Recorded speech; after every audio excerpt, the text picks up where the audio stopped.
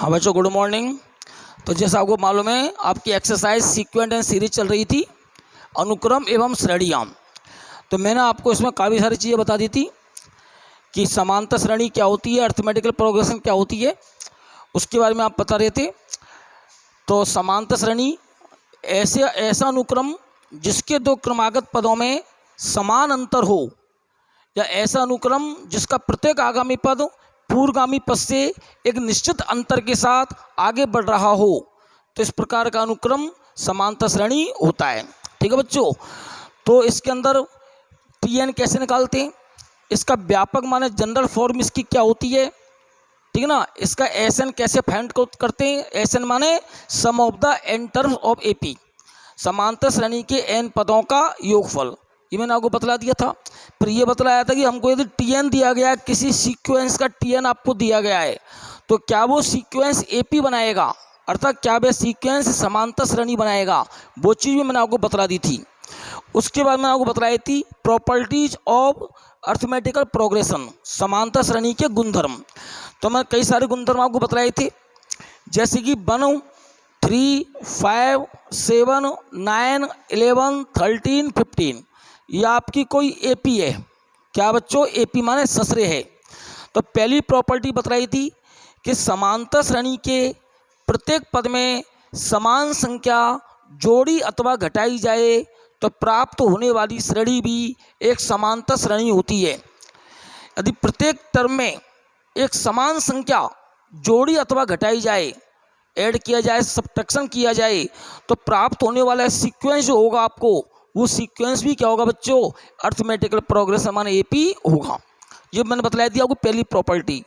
दूसरी प्रॉपर्टी आपको बतलाई थी कि यदि समांतर श्रेणी के प्रत्येक पद को एक समान संख्या से मल्टीप्लाई किया जाए या डिवाइड किया जाता है, तो बनने वाला सीक्वेंस या प्राप्त होने वाला सीक्वेंस भी क्या होता है, एपी होता है। हाँ, उसका सार अंतर मान कॉमन डिफरेंस उसका चेंज हो जाएगा। यदि पहले कॉमन डिफरेंस उसका डी था और मान लो आपने के से मल्टीप्लाई किया है, तो नई जो आपको सीरीज मिलेगी, नई जो एपी मिलेगी, उसका कॉमन डिफरेंस क्या आएगा, के डी आएगा। ये मैं आपको बता चुका था। वापस सुन लो कि यदि कोई ससरे कोई एपी का कॉमन डिफरेंस स्मॉल डी है और आप उसको यदि के से मल्टीप्लाई करते हो, प्रत्येक टर्म को के से मल्टीप्लाई करते हो, तो नई जो एपी होगी उसका कॉमन डिफरेंस क्या आएगा, के डी आएगा। इसी प्रकार यदि पहले वाली सीरीज का कॉमन डिफरेंस स्मॉल डी है और आप के से डिवाइड करते हो, के से डिवाइड, प्रत्येक टर्म को आप यदि के से क्या करते हो, डिवाइड करते हो, तो नई जो एपी बनेगी उसका कॉमन डिफरेंस क्या आएगा, डी अपॉन के हमको प्राप्त होगा। तो इतना से चेंज होता है, लेकिन बनने वाली एपी अपने बनने वाला सीक्वेंस अपने आप में क्या होता है, एपी होता है। दो प्रॉपर्टी आपकी हो गई। तीसरी प्रॉपर्टी मैंने बताई थी, आपको ध्यान होगा कि आरंभ एवं अंत से समान दूरी के दो पदों का योग हमेशा कांस्टेंट होता है, और ये कांस्टेंट वैल्यू फर्स्ट और लास्ट टर्म के योग के बराबर होती है।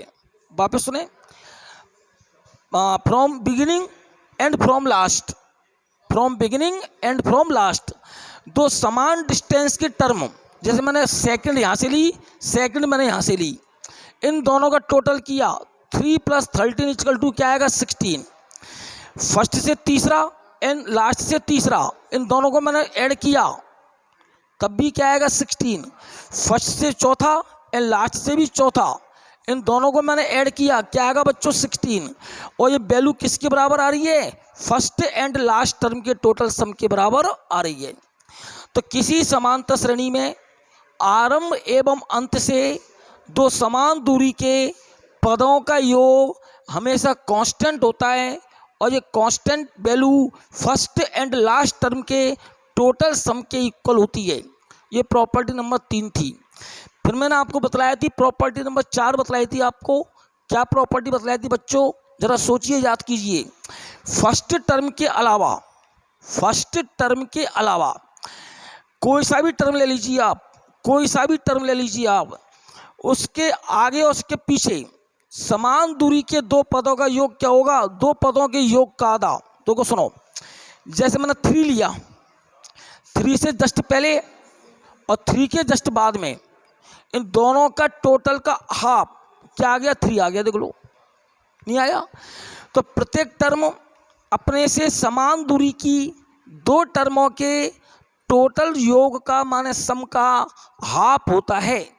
जैसे मैंने 7 लिया, 7 से जस्ट पीछे 5, 7 से जस्ट आगे 9, इन दोनों का मैंने हाफ कर दिया। क्या आ गया बच्चों, 7 आया कि नहीं आया? देखना, ऐसी 7 के जस्ट 2 पद छोड़ के 1 पद छोड़ के दूसरा, ऐसी 7 से 1 पद छोड़ के दूसरा, इन दोनों का हाफ करो, क्या आएगा बच्चों, 7 आएगा। तो प्रत्येक टर्म अपने से समान दूरी के दो टर्मों के टोटल योग का आधा होता है। ये अर्थमेटिकल प्रोग्रेशन की क्या होती है बच्चों, बहुत बड़ी विशेषता होती है। और जब कभी कंपटीशन टाइप के क्वेश्चन आते हैं कंपटीशन लेवल के, वहाँ पर ये प्रॉपर्टी आपके काम आ जाती है। तो 4 प्रॉपर्टी मैंने आपको उस दिन क्लियर कर दी थी लास्ट वीडियो में। अब आती है 5वें नंबर की प्रॉपर्टी। और 5वें नंबर की प्रॉपर्टी क्या है, सुनो बच्चों, कि जैसे आपकी कोई एपी है 2, 5, 8, 11, 14, 17, 20 डैश, ये आपकी क्या है, डैश मत लगाओ, ये आपकी क्या है, एक एपी है। कुल टर्म कितनी है इसमें, 1, 2, 3, 4, 5, 6, 7, टोटल टर्म कितनी है, 7।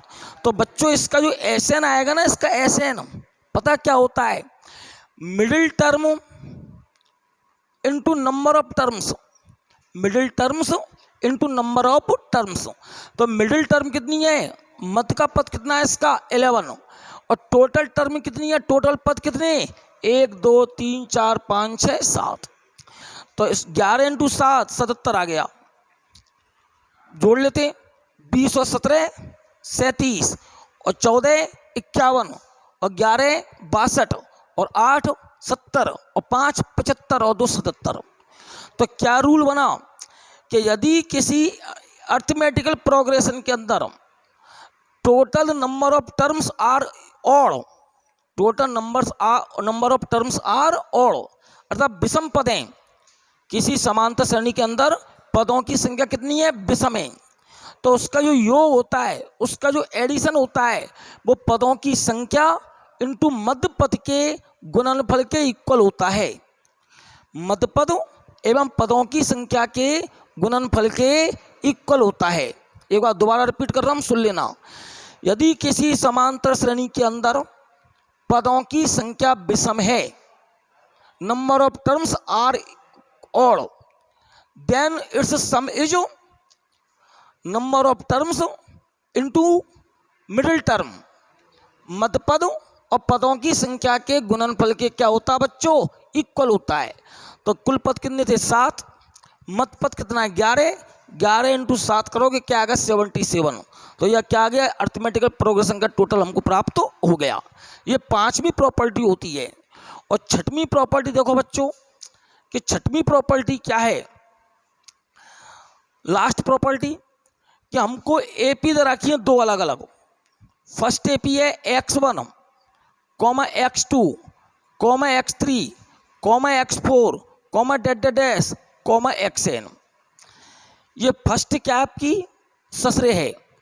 दूसरी ससरे लेते हैं y1, y2, y3, y4, dash, yn। 2 अलग अलग क्या है, ये एपी माना ससरे हैं। माना इसका कॉमन डिफरेंस है dx, माना इसका कॉमन डिफरेंस है dy।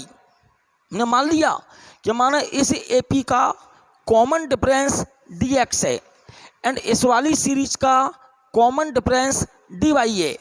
तो बच्चों यदि मैं दोनों श्रेणियों को ऐड कर देता हूँ या सब्ट्रैक्ट कर देता हूँ, कैसे, संगत पदों को x1 plus minus y1, x2 plus minus y2,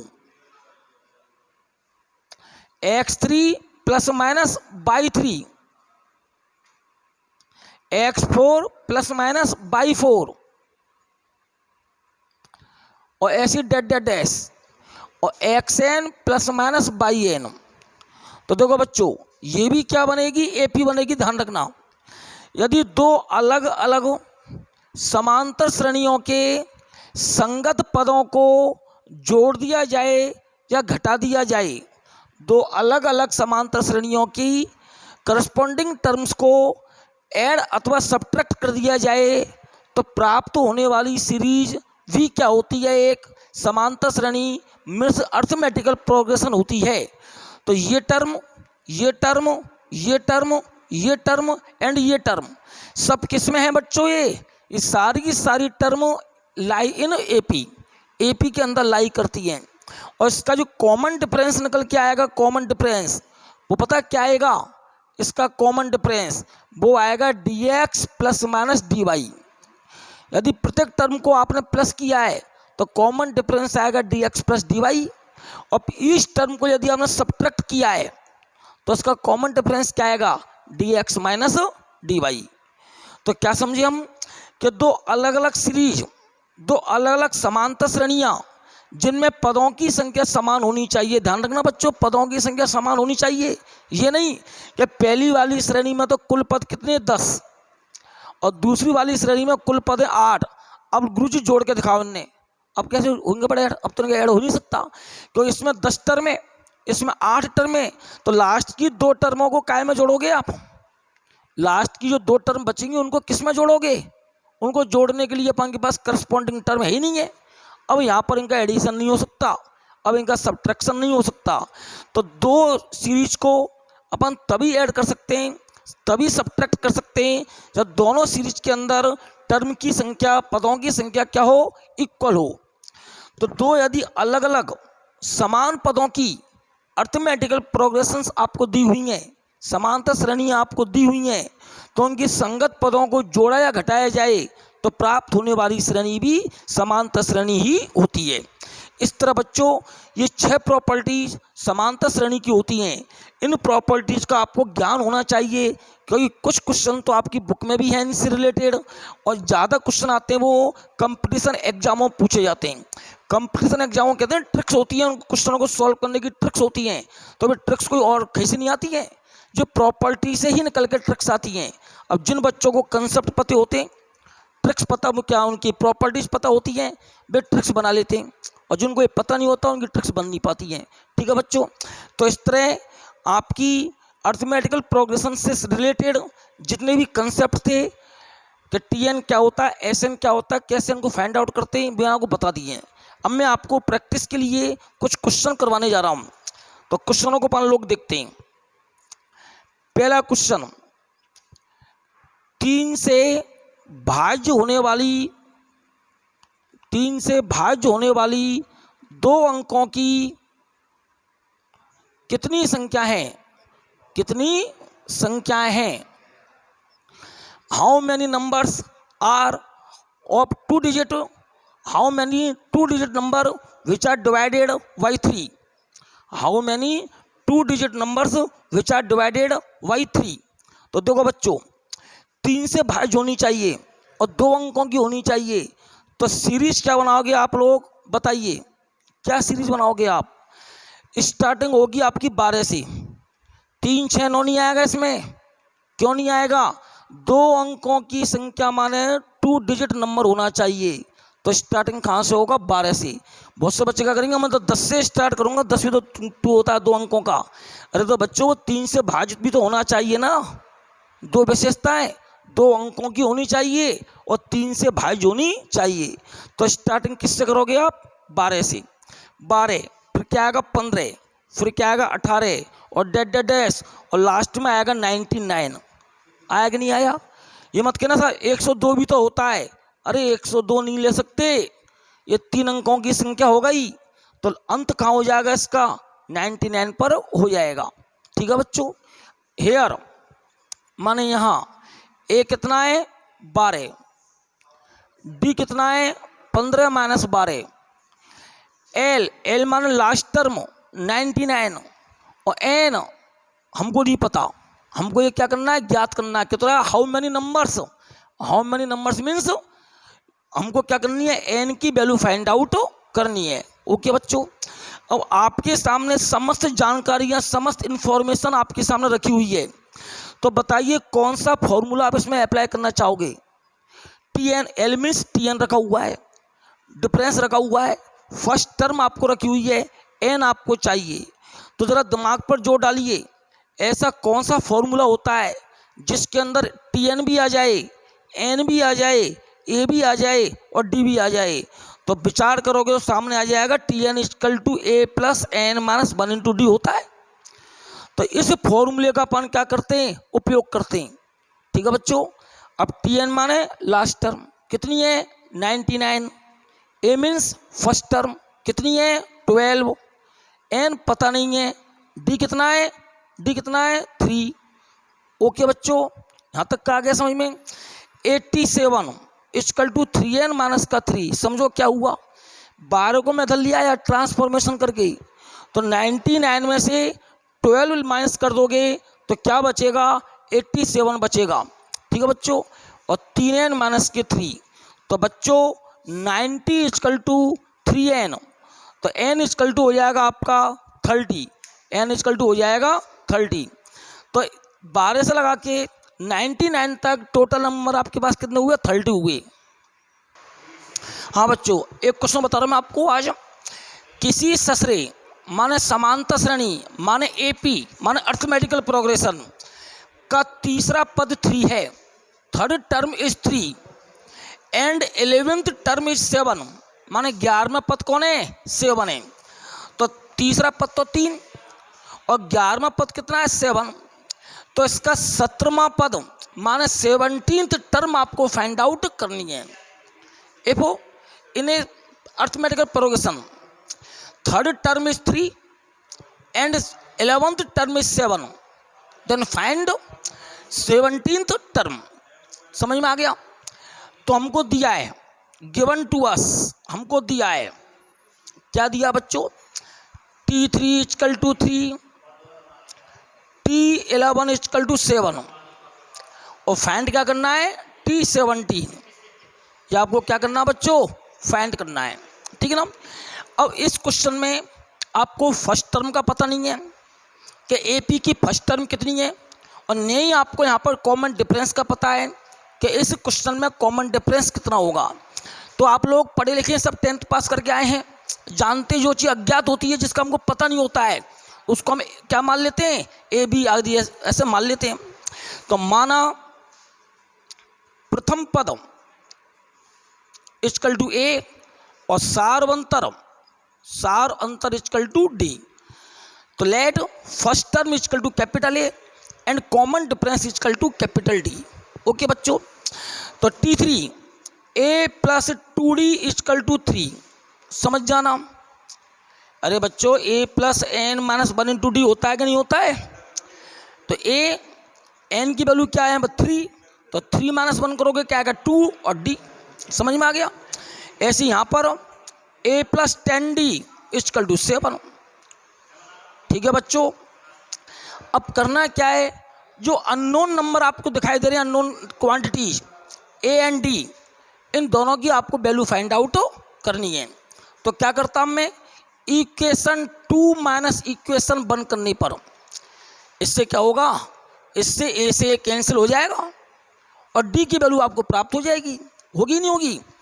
तो मैं सेकंड इक्वेशन में से फर्स्ट इक्वेशन को सब्ट्रैक्ट करता हूँ, तो ये बच जाएगा 8d इक्वल टू 4, ए से कट जाएगा, 10d में से 2d गए क्या बचेगा 8d और 7 में से 3 गया क्या बचेगा बच्चों 4। तो d की वैल्यू क्या आती है, d की वैल्यू 4/8, तो implies that d equal to आ गया 1/2। आ गए यहाँ तक का समझ में। अब मैं d की वैल्यू को पुट करता हूँ इक्वेशन नंबर फर्स्ट और सेकंड में, किसी भी एक इक्वेशन में आपको d की वैल्यू पुट करनी है, उससे आपको a की वैल्यू प्राप्त हो जाएगी। तो from equation first a plus 2 और d की वैल्यू 1/2 इक्वल टू 3, 2 से 2 कैंसिल हो जाता है, a प्लस 1 इक्वल टू क्या आता है 3, तो a इक्वल टू आएगा 2। और देखो बहुत से बच्चे क्या गलती करते हैं, 2 से 2 कट गया तो क्या बच गया गुरुजी a इक्वल टू 3 बच गया। ये गलत है बेटा, 1 को भूल मत आना, ऊपर नीचे कटा है, 1 बचेगा यहाँ पर, तो प्लस का 1 और है, ध्यान रखना इस चीज़ का, ठीक है ना। तो आपको क्या जाएगा, ए की वैल्यू 2 प्राप्त हो जाएगी। अब अपन को निकालना क्या है, T17, तो ए प्लस का 16D हो जाएगा ये, ए प्लस का 16D। अब ए की वैल्यू अपन को क्या मिली है, 2 प्लस का 16, और डी की वैल्यू अपन को क्या मिली थी बच्चों, 1/2, तो 1/2, तो 2 प्लस का 8 इक्वल टू 10, तो T17 क्या आ गया, 10। तो इस अर्थमेटिकल प्रोग्रेशन का जो 17th माने 17वां पद होगा वो क्या होगा, 10 होगा। इस तरह मैंने आज आपको कुछ क्वेश्चन करवाए, ठीक है ना। कल से मैं आपको समांतर श्रेणी के योग से रिलेटेड कुछ क्वेश्चन करवाऊंगा। यदि आपके पास घर पे बुक हो तो आप इनकी प्रैक्टिस करना। Rest for tomorrow. धन्यवाद।